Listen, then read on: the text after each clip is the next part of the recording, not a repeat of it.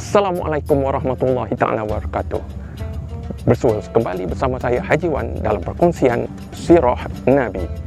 Pada kali ini saya akan menceritakan berkenaan Sirah Nabi yang berhubung kait dengan 5 masjid yang berada di Mekah Al-Mukarramah. Yang pertama, Masjid Syajarah. Masjid Syajarah atau dalam bahasa Melayu bermaksud masjid pokok atau masjid pohon.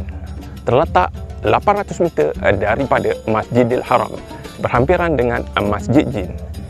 Dikisahkan bahawa telah berlaku satu peristiwa di mana ketika Nabi Muhammad SAW bertemu dengan para makhluk jin, mereka makhluk jin menginginkan bukti akan kenabian baginda Nabi Muhammad SAW.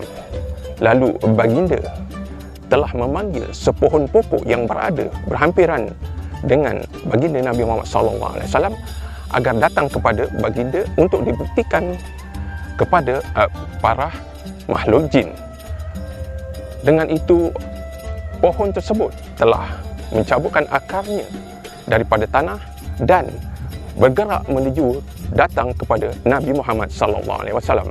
Selepas itu, Nabi Muhammad SAW telah mengarahkan pohon tersebut agar kembali ke tempat asalnya. Lalu pohon tersebut telah kembali ke tempat asalnya sebagaimana yang dikehendaki oleh Nabi Muhammad SAW. Peristiwa ini telah berlaku lebih kurang 1400 tahun yang lalu. Ini juga menunjukkan satu mukjizat Nabi Muhammad SAW pada waktu itu. Kedua, Masjid Jin. Apakah peristiwa yang berlaku di Masjid Jin? Masjid Jin terletak di perkampungan Ma'la atau 800 meter dari Masjidil Haram.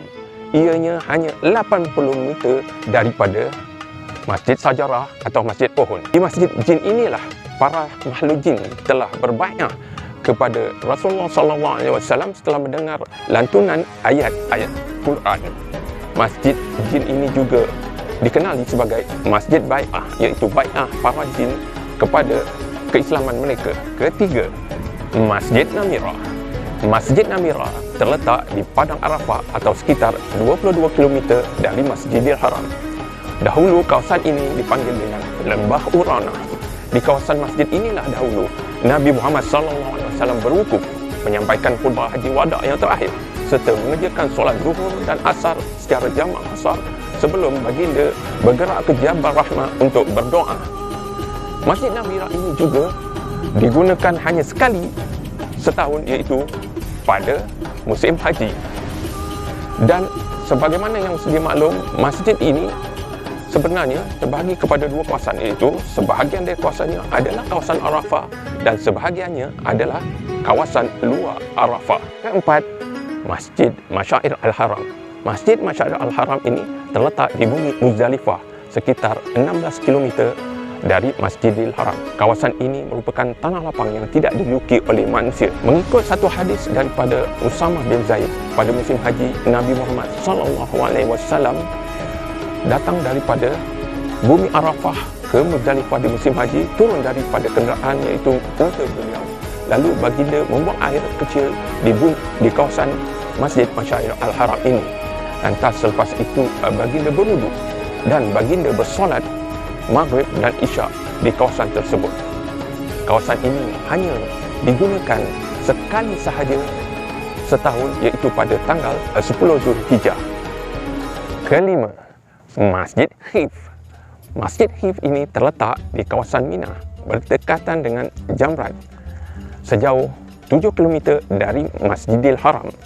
Masjid ini boleh memuatkan jemaah sehingga 300,000 orang, tetapi hanya digunakan sekali, iaitu pada musim haji sahaja.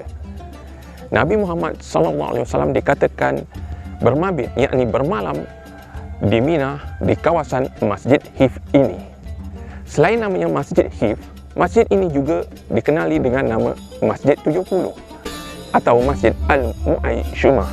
Kenapa dikatakan Masjid 70? Kerana di kawasan masjid inilah 70 orang Nabi pernah mengunjungi kawasan di Masjid Khif ini.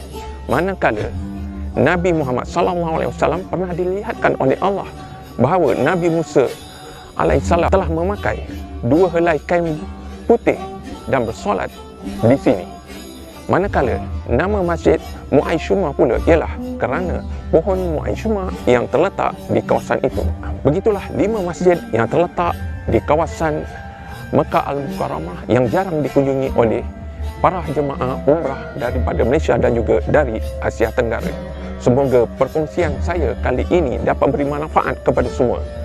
InsyaAllah nantikan video saya yang akan datang berkenaan dengan sirah Nabi yang lain pula. Berjumpa dengan saya di hari dan waktu yang lain, InsyaAllah. Assalamualaikum warahmatullahi wabarakatuh.